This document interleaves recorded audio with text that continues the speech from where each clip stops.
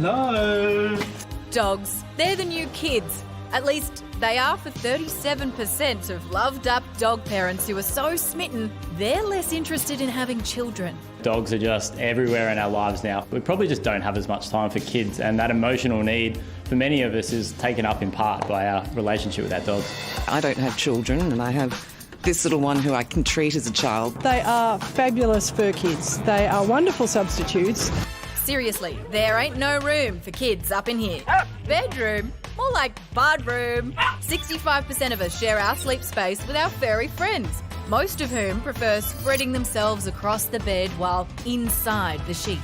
I'll have my manicure now, please. I think most of us end up getting worn down. Straight away, they look at you, they jump on the bed, and then you've got no chance. I let him sleep down right. He burrows underneath every night and sleeps right in between my legs. They have their own dog beds, and that's the rules. You stick to your own bed. And I hate to break this to you, very important friends and loved ones, but half the dog owners in your lives say it's more distressing when Fido transitions to the great big farm in the sky than when you do. You loved us every day, no matter what. I love you so much. I am known to already cry at the fact that my 2-year-old dog may die at some stage. It's true grief. It's real grief when you lose a pet. Our beloved pooches have a lot of love to give. 40% of owners think their pup is part of the rainbow alphabet. Yep, the GB in LGBTQI stands for good boy. One of them is a gay male, and I have a lot of gay mates who absolutely attest to that. I'm pretty sure Jack is straight. We've seen him only hump girls. And the dogs we love most? Rounding out the top 5, the allergy-friendly Cavoodle, the trusty Lab, the speedy Greyhound, the loyal Border Collie, and the slobberfest that is the Golden Retriever. I love my dog a lot, and I would even say probably more than my 10-year-old son. I feel like it's unfairly misrepresented. Why do you hate dogs? Yeah, why are you so evil? I love dogs. I just... not all. These dog owners, if you don't fawn over every dog you ever see, they're like, he's a psychopath.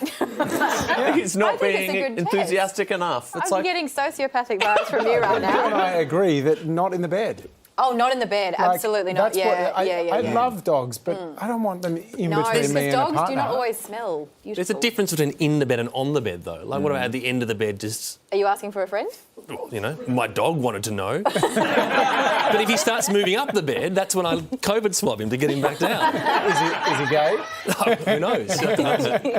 I dog sat for a friend of mine the other week, That's actually. a big responsibility. And thank you. For someone that hates dogs. I don't hate dogs. I quite like them.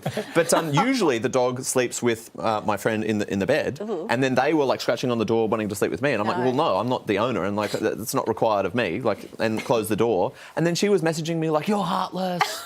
Let it into the bed. It's like, no, I get to have distance from the dog, not the same as the owner, I feel like. Yeah. I think that sounds like you hate dogs. I think 50% of the desk right now hates dogs. Yeah. Is that right? Sammy, I've done the maths. Yeah, I can also crunch numbers, and that is what I have found. Well, I think this is a very unfair characterisation, and I actually have a warm, beautiful heart.